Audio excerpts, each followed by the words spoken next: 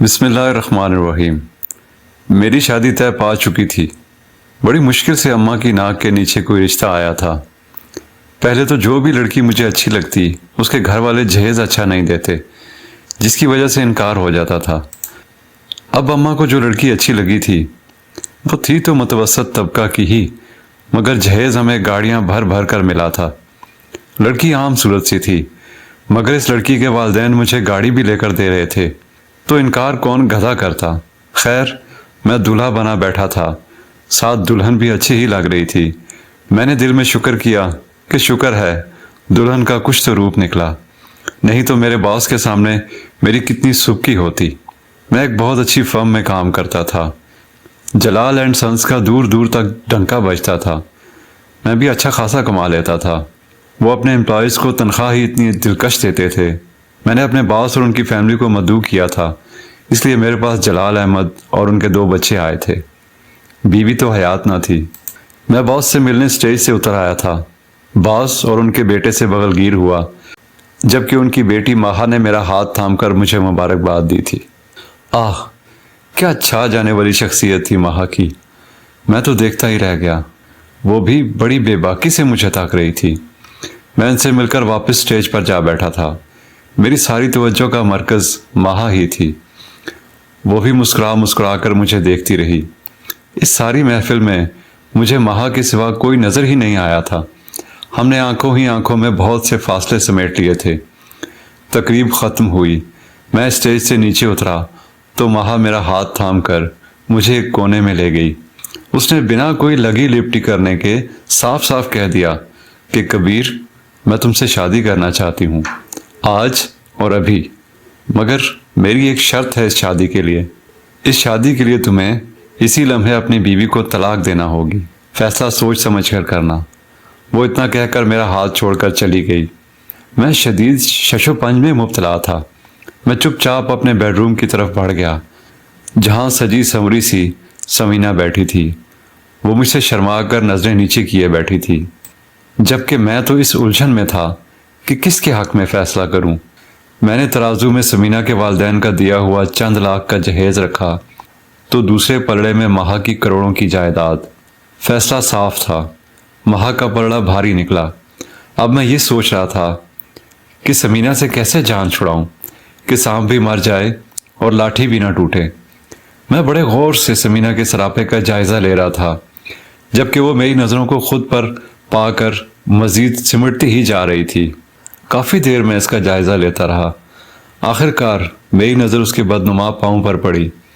چہرے اور پاؤں کی رنگت میں زمین و آسمان کا فرق تھا۔ ہاتھ بھی واجبی سے ہی تھے۔ اٹھو، منہ دھو کر آؤ اپنا۔ یہ جو آٹا منہ پر مل رکھا ہے اس کو اتارو۔ میری آواز پر اس نے سر اٹھا کر مجھے بڑی بے یقینی سے دیکھا تھا۔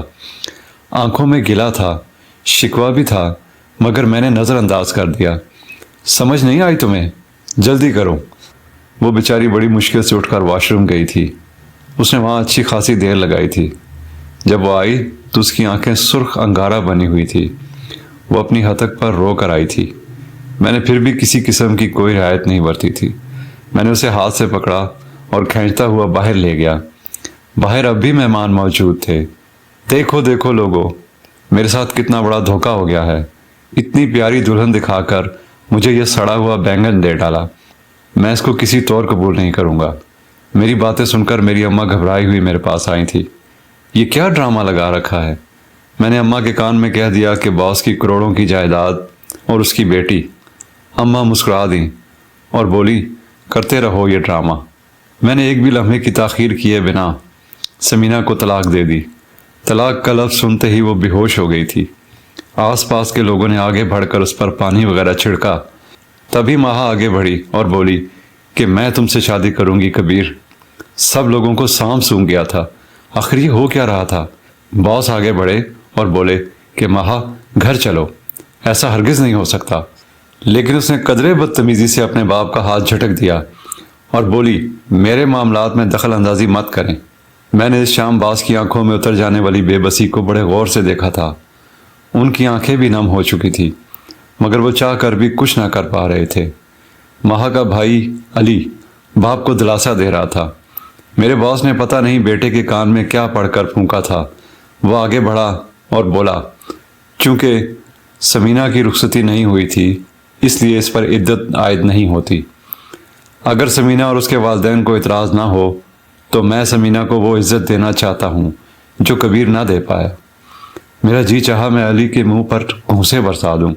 اس کی ہمت کیسے ہوئی میری چھوڑی ہوئی لڑکی کو اس گھر میں بیاہ کر لے جانے کی جہاں میں جانے والا تھا۔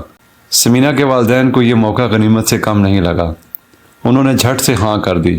یوں آنن فانن ہم دونوں کے نکاح ہو گئے۔ مہا میری ہوئی اور کالی کلوٹی سمینہ علی کی۔ سب کچھ اتنی جلدی میں ہوا کہ ہر کوئی حیران سا تھا۔ واقعات نے اس طرح پلٹا کھایا کہ کسی کو کچھ سوچنے سمجھنے کا وقت ہی نہیں ملا تھا۔ یوں میں جلال انکل کا داماد بن گیا، گھر داماد۔ کچھ رسمیں ہوئیں، اس کے بعد میں اپنے کمرے میں آ گیا اور سمینہ علی کے کمرے میں چلی گئی۔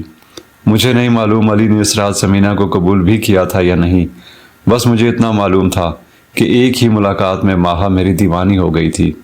وہ مجھ سے واری صدقے جا رہی تھی، میرے ناز نخرے اٹھا رہی تھی۔ اگلی صبح میں اور ماہا بڑے خوش سے ڈائننگ ہال میں پہنچے تھے۔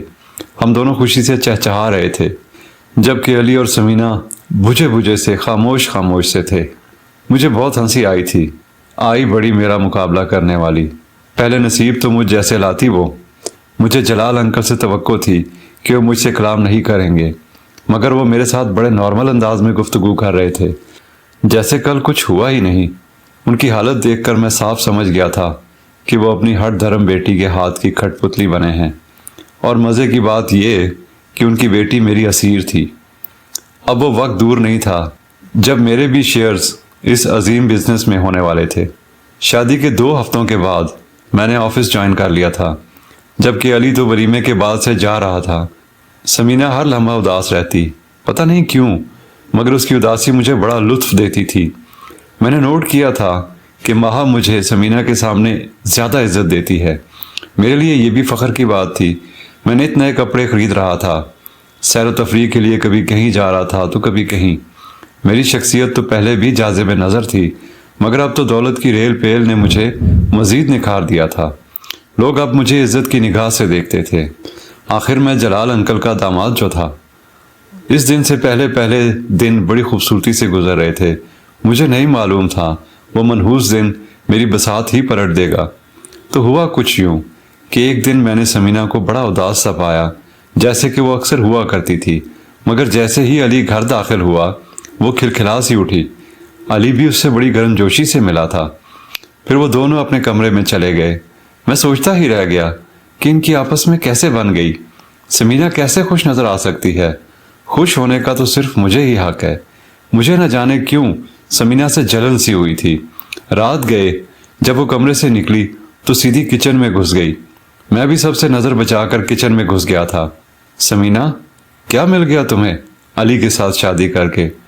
تم تو اپنے جیسے کسی مڈل کلاس لڑکے کے ساتھ ہی جچتی۔ پھر دیکھو نا، وہ تمہیں وقت بھی نہیں دیتا اور نہ ہی تمہارا خیال رکھتا ہے۔ تم جانتی ہو آفس میں اس کا کتنی لڑکیوں کے ساتھ چکر چل رہا ہے۔ وہ میری باتوں کو سنا کر کے چائے بناتی رہی تھی، یعنی میں تو کچھ تھا ہی نہیں۔ اس نے تو مجھے جواب تک دینا گوارا نہیں کیا تھا۔ اتنے میں ماہا پانی لینے کچن میں آ گئی۔ اس نے ہم دونوں کو یوں تنہا دیکھ کر نہ جانے کیا مطلب لیا تھا۔ وہ مجھے روم میں لے گئی تھی، مجھ پر خوب چیخی چلائی۔ جو گھڑا میں علی کے لیے کھود رہا تھا اس میں خود گر گیا تھا۔ ماہا مجھ پر شک کرنے لگی تھی۔ وہ یہی سمجھی تھی کہ میں سمینہ کے پیچھے ہوں۔ ماہا نے مجھ سے بہت برا سلوک روا رکھا تھا۔ میں اس کی منتیں کرتا رہا۔ 2 ہفتوں بعد جا کر کہیں ماہا کا موڈ ٹھیک ہوا تھا۔ پھر ہم دونوں دبئی چلے گئے۔ وہاں سے 2 ہفتے بعد لوٹے تو گھر کا نقشہ ہی بدل چکا تھا۔ علی اور انکل تو سمینہ کے واری صدقے جا رہے تھے۔ ملازمین پر اس کی اجارہ داری تھی، ہر چیز اس کے حکم سے ہو رہی تھی۔ میں یہ سب بڑی مشکل سے برداشت کر رہا تھا، مگر کیا کرتا، میں کچھ کر بھی تو نہیں پا رہا تھا، کیونکہ ماہا نے مجھے سر سے اتار کر جوتی کی نوک پر رکھنا شروع کر دیا تھا۔ وہ بات بات پر مجھے بے عزت کرتی، میں بس زہر کے گھونٹ بھر کر رہ جاتا۔ غصہ تو مجھے بھی آتا، مگر میں قابو کر جاتا۔ ابھی سے اگر میں ماہا کو غصہ دکھانے لگ جاتا تو پھر امیر بننے کا خواب ہی رہ جاتا۔ ابھی تک ماہا نے میرے نام پر پھوٹی کوڑی بھی نہیں کی تھی۔ جب بھی میں اس سے کسی چیز کا تقاضا کرتا وہ مجھے 2 کوڑی کا کر کے رکھتی تھی۔ میں نے سمینہ کی ایک بات نوٹ کی تھی، وہ علی کو بہت عزت و احترام دیتی تھی، اس کی کوئی بات نہ ٹالتی تھی۔ کبھی کبھی میرے دل میں عجیب سی چبھن ہونے لگتی تھی۔ مہا نے اب یہ طریقہ اپنا لیا تھا، وہ جیسے ہی سمینہ کو دیکھتی وہ مجھ کو کاٹ کھانے کو دوڑتی تھی، بات بات پر جھڑکتی، مجھے بہت سبکی ہوتی تھی۔ ایک رات تو مجھے مہا نے کمرے سے ہی نکال دیا تھا، پھر تو یہ سلسلہ چل نکلا تھا۔ جیسے ہی مہا کا موڈ خراب ہوتا وہ مجھے روم سے نکال دیتی تھی۔ میں نے اس کے بدلتے رویے کی وجہ پوچھی تو اس نے صاف صاف کہہ دیا کہ تم سے میرا دل بھر گیا ہے۔ مجھے اس کی بات بڑی عجیب لگی تھی، انسانوں سے بھی بھلا دل بھرتے ہیں؟ میں تو پھر تھا بھی اس کا شوہر۔ ایک دن میری اور مہا کی بڑی زبردست لڑائی ہوئی تھی، وہ غصے میں گھر سے باہر چلی گئی تھی، میں نے بھی غصے میں کمرے کی ہر چیز توڑ ڈالی تھی۔ پھر موڈ کو ذرا بہتر کرنے کے لیے میں بھی باہر نکل گیا اور ایک بہترین سے پیزا ہٹ چلا گیا۔ میں بیٹھا اپنے آرڈر کا انتظار کر رہا تھا جب اچانک میری نظر کسی پر پڑی۔ میں ہنسنا بھول گیا تھا، میرے اوپر کی سانس اوپر اور نیچے کی سانس نیچے رہ گئی تھی۔ وہ مہا تھی، اور اس کے ساتھ کون تھا؟ میں اسے پہچان نہیں پایا تھا۔ مہا کسی لڑکے کے ساتھ ہنس ہنس کر باتیں کر رہی تھی، وہ بار بار اس کے کندھے پر اپنا سر رکھ دیتی تھی۔ مجھ سے یہ سب برداشت نہیں ہوا تھا، میں ہانپتے ہوئے مہا کی طرف بڑھا تھا، میں اپنے پورے زور سے چیخا تھا، یہ کیا بےہودگی ہے مہا؟ اس نے چونک کر میری طرف دیکھا، اس کی نظروں میں بس حقارت ہی حقارت تھی۔ آرام سے، اتنا کہہ کر اب پھر سے وہ اس لڑکے کی طرف متوجہ ہو چکی تھی۔ آخر کیوں؟ میں نے آگے بڑھ کر مہا کو ہاتھ سے تھام کر کھینچا تھا، وہ مجھ سے اس چیز کی توقع نہیں کر رہی تھی۔ اس نے میرے منہ پر تھپڑ جڑ دیا اور ساتھ ہی سیکیورٹی کو بلا کر مجھے ریسٹورانٹ سے نکال دیا تھا۔ اتنا ہی کافی نہیں تھا، وہ گھر آ کر بھی مجھ پر بہت چیخی چلائی تھی۔ انکل اور علی حیرت سے تک رہے تھے، لیکن میں نے ان کو کچھ بھی نہیں بتایا، اس لیے نہیں کہ ایسی بات سن کر مہا ان کے دل سے اتر جائے گی، بلکہ صرف اس لیے تاکہ ان کی نظر میں میری عزت بنی رہے۔ میں بہت پریشان تھا، کھیل شروع ہونے سے پہلے ہی میرے ہاتھوں سے نکل گیا تھا۔ میں ابھی مہا سے کچھ بٹور نہیں پایا تھا کہ ایک نیا کھلاڑی میدان میں آ گیا تھا، لیکن میں نے ہمت نہیں ہاری۔ رو دھو کر تڑپ تڑپ کر میں نے مہا کو اپنی محبت کا یقین دلایا، اس نے مجھے معاف بھی کر دیا۔ پھر حالات بہتر ہونے لگے تھے، میرے سر سے بھاری بوجھ پھسلا تھا۔ میرے حالات بہتر ہوئے تو میں نے ادھر ادھر کے حالات کا بھی جائزہ لینا تھا۔ سمینہ نے پورے آب و تاب سے گھر کی ملکیت سنبھالی ہوئی تھی، وہ ملکہ بنی بیٹھی تھی، اور یہاں میری حالت ملازموں سے بھی بدتر تھی۔ میں نے دل میں تہیہ کیا تھا کہ جیسے ہی مہا میرے پورے کنٹرول میں آ گئی، سب سے پہلے میں سمینہ کا پتہ صاف کروں گا۔ انہی دنوں مجھے مہا نے ورلڈ ٹور پر جانے کی نوید سنائی تھی۔ میں خوشی سے پھولے نہیں سما رہا تھا، ورلڈ ٹور کا خواب میں بچپن سے دیکھتا چلا آ رہا تھا۔ میں نے اور مہا نے مل کر شاپنگ کی تھی۔ یوں ایک دن ہم پاکستان سے نکل پڑے تھے۔ سب سے پہلے ہم دبئی پہنچے تھے۔ میں انتہائی خوش تھا، سب کچھ اچھا جا رہا تھا، مگر مہا نے کایا ایک بار پھر سے پلٹ دی تھی۔ اس نے ہوٹل میں اپنے لیے اور میرے لیے علیحدہ علیحدہ کمرے بک کروائے تھے۔ میرے استفسار پر اس نے کریڈٹ کارڈ میرے ہاتھ میں تھما دیا تھا اور بولی تھی کہ دبئی میں اپنی ذات کی کھوج میں آئی ہوں، میں یہ تلاش کرنا چاہتی ہوں کہ مجھے میری زندگی میں تم چاہیے بھی ہو یا نہیں۔ کریڈٹ کارڈ تو محض ایک رشوت تھی، منہ آنکھ کان بند کرنے کی۔ مہا مجھے چھوڑ کر اس لفنگے کے ساتھ گھومتی تھی جس کو میں نے اس کے ساتھ پاکستان میں دیکھا تھا۔ میں نے یہ کڑوا گھونٹ بھی بھر لیا تھا۔ 3-4 ممالک تو وہ لڑکا ہمارے ساتھ رہا، مگر پھر مہا نے اس کو بھی دھتکار دیا۔ پھر نئے سفر اور نئے لڑکے۔ تقریباً 6 ماہ کی اذیت برداشت کر کے میں جب پاکستان پہنچا تو انکل میری شکل دیکھ کر حیران رہ گئے تھے، انہیں مجھ پر ترس بھی آیا تھا۔ اس رات میں نے مہا سے 2 ٹوک بات کرنے کا فیصلہ کیا تھا۔ میں نے صاف صاف پوچھ لیا تھا کہ مہا، میں تمہاری زندگی میں کیا حیثیت رکھتا ہوں؟ اس کا جواب کافی کڑوا تھا۔ کبیر، کیا تم نے کبھی مجھ جیسی بگڑی امیرزادیوں کے بارے میں نہیں سنا؟ ہم امیرزادیاں ایک غریب سا لڑکا چن کر اس سے شادی کر لیتی ہیں۔ وہ ہوتا ہے لالچی، اسے زندگی سے جو چاہیے ہوتا ہے، عزت، دولت اور وقار، ہم وہ دے دیتی ہیں۔ شادی شدہ کا ٹیگ لگنے کے بعد ہمیں اپنی من مانی کرنے کی کھلی اجازت مل جاتی ہے، اور جو ہمارے شوہر ہوتے ہیں وہ بس نام کے ہی شوہر رہ جاتے ہیں۔ میری زندگی میں تمہارا بھی یہی مقام ہے۔ ہمارا نکاح نامہ فقط میری عیاشی کا پروانہ ہے۔ تمہیں کیا لگتا ہے کہ اگر میں شادی شدہ نہ ہوتی تو ڈیڈ مجھے یوں ورلڈ ٹور پر جانے دیتے؟ نہیں نا۔ میں نے وہاں کتنے دوست بنائے مگر تم نے اف تک نہ کی۔ یہی ڈیوٹی اب تمہیں عمر بھر نبھانا ہے۔ میں مہا کی باتیں سن کر خاموشی سے اٹھ کر باہر چل دیا تھا۔ مہا کی باتوں نے میری آنکھیں کھول دی تھی۔ میں لان میں بیٹھ کر خاموش آنسو بہا رہا تھا جب مجھے انکل کی آواز سنائی دی، برخوردار، یہاں لان میں اکیلے بیٹھے ہو؟ کیا پھر سے مہا کے ساتھ لڑائی ہوئی ہے؟ ان کی بات سن کر میں زاروں قطار رونے لگا تھا۔ پھر یوں ہی روتے دھوتے میں نے انکل کو مہا کے بارے میں سب کچھ بتا دیا۔ وہ اداسی سے سر ہلاتے رہے، پھر بولے، تو کیا کہ میرا جھکا سر شرم سے مزید جھک گیا تھا۔ تم نے ہیرے کی تلاش میں ہیرا ہی گنوا دیا۔ تم تو کوئلے کو ہیرا سمجھ بیٹھے تھے مگر ایسا نہیں ہے۔ وہ واقعی میں سچ کہہ رہے تھے۔ پھر بڑی دیر خاموش رہنے کے بعد بولے، مہا 4 سال کی تھی جب اس کی ماما فوت ہو گئی تھی۔ مہا ہر وقت روتی رہتی تھی۔ میں نے علی نے اسے اتنا پیار دیا کہ کوئی حد نہیں۔ اس کی ہر جائز و ناجائز بات مانی، تب کہیں جا کر ماما کا دکھ وہ دل سے نکال سکی تھی، مگر تب تک بہت دیر ہو چکی تھی۔ اسی لاڈ پیار میں مہا میرے ہاتھ سے نکل گئی تھی۔ اس نے میری ہر بات کو رد کر کے اپنی ہی مانی۔ تم سے شادی بھی تو اس نے مجھ سے ٹکر لے کر کی تھی، مگر میں نے اس بات کو بھی نظر انداز کر دیا۔ دیکھو، اگر تم نے اس کا ہاتھ تھام ہی لیا ہے تو یہ سب برداشت کرنے کے لیے تیار ہو جاؤ بیٹا، کیونکہ مہا سدھرنے والوں میں سے نہیں ہے۔ مجھے پتا تھا کہ امیر لڑکیاں کافی بگڑی ہوئی ہوتی ہیں، تبھی تو میں نے اپنے بیٹے کی شادی سمینہ سے کر دی۔ اب دیکھو نا، وہ کتنا خوش ہے، الحمدللہ۔ ان کی بات سن کر میں نے لاؤنج کی طرف دیکھا۔ وہاں سمینہ ملکہ بنی بیٹھی تھی، سب کچھ اس کے ہاتھ میں تھا۔ اس نے اپنی اچھائی سے سب کو اپنا گرویدہ بنا لیا تھا، اور میں نہ گھر کا تھا نہ گھاٹ کا۔ ہماری شادی کو سال ہو گیا تھا۔ میں مزید تنہا، پریشان اور ڈپریشن کا شکار ہو چکا تھا۔ مہا کے وہی مشاغل تھے۔ وہ نئے نئے دوست بناتی، ان کے ساتھ گھومتی پھرتی، پھر ان کو بھی چھوڑ دیتی۔ کبھی میرے ساتھ ہنس کر بات کر لیتی تو کبھی میری دشمن بن جاتی۔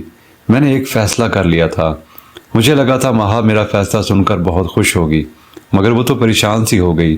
اس نے مجھ سے فیصلہ بدلنے کو کہا، مگر میں اپنی ضد پر اٹل رہا۔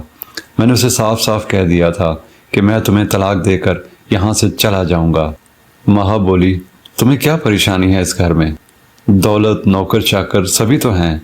جہاں تک میری یعنی تمہاری بیوی کی بات ہے کہ میں تمہیں وقت نہیں دیتی یا تمہاری عزت نہیں کرتی، تو ذرا سوچو، تم نے عورت سے شادی کی ہی کب ہے؟ تم نے تو پیسے سے شادی کی تھی جو تمہیں مل بھی رہا ہے۔ اگر تمہیں عورت چاہیے ہوتی تو تم سمینہ کو کبھی نہ ٹھکراتے اور میرے بھائی کی طرح خوش رہتے۔ کتنا سچ بولا تھا اس نے۔ مجھے سچ سن کر خود سے نفرت ہو گئی تھی۔ میں نے مہا کی منتوں کے باوجود اس کو طلاق دے دی تھی۔ وہ مجھے ہمیشہ اپنی آزادی کا پروانہ بنا کر ساتھ رکھنا چاہتی تھی۔ اس نے مجھے اپنی جائیداد سے ایک پھوٹی کوڑی بھی نہیں دی تھی۔ میں اپنی چھوٹی چھوٹی ضرورت کے لیے مہا کے آگے ہاتھ پھیلاتا تھا۔ سمینہ نے ایک تندرست بچے کو جنم دیا تھا۔ میں اسے بیٹے کی مبارکباد دیکھ کر ہاتھ جوڑ کر معافی مانگنے لگا تھا۔ اس نے مجھے معاف تو کر دیا، مگر اس شرط پر کہ میں کسی کا غمگسار بنوں گا۔ میں نے وہ جاب چھوڑ کر کہیں چھوٹی موٹی نوکری ڈھونڈ ہی لی تھی۔ میری اماں کو بھی سبق حاصل ہو چکا تھا۔ وہ کہتی تھی کہ ہم سوکھی گیلی کھا لیں گے مگر میرا بچہ میری نظروں کے سامنے رہے۔ میں نے اماں سے اپنے لیے کسی طلاق یافتہ لڑکی کا رشتہ ڈھونڈنے کو کہا تھا۔ اماں کو اعتراض تھا، مگر میرے مجبور کرنے پر وہ مان ہی گئی تھی۔ یوں صبا اپنے 2 بچوں سمیت میرے گھر میری دلہن بن کر آئی تھی۔ صبا بالکل سمینہ کی طرح فرما بردار تھی۔ میں نے صبا کے بچوں کو اپنے بچے سمجھ کر ان کے سر پر دست شفقت رکھا تھا۔ میری زندگی سے ساری فکریں، الجھنیں ختم ہو چکی تھی۔ اب سکون ہی سکون تھا۔ دوستو، یہ تھی ہماری آج کی کہانی۔ اگر آپ کو کہانی پسند آئی ہو تو اسے لائک کیجئے، دوستوں کے ساتھ شیئر کیجئے، اور ہاں، ہمارا چینل ضرور سبسکرائب کیجئے تاکہ ہماری آنے والی سب ویڈیوز آپ کو مل سکیں۔ بہت شکریہ۔ اللہ حافظ۔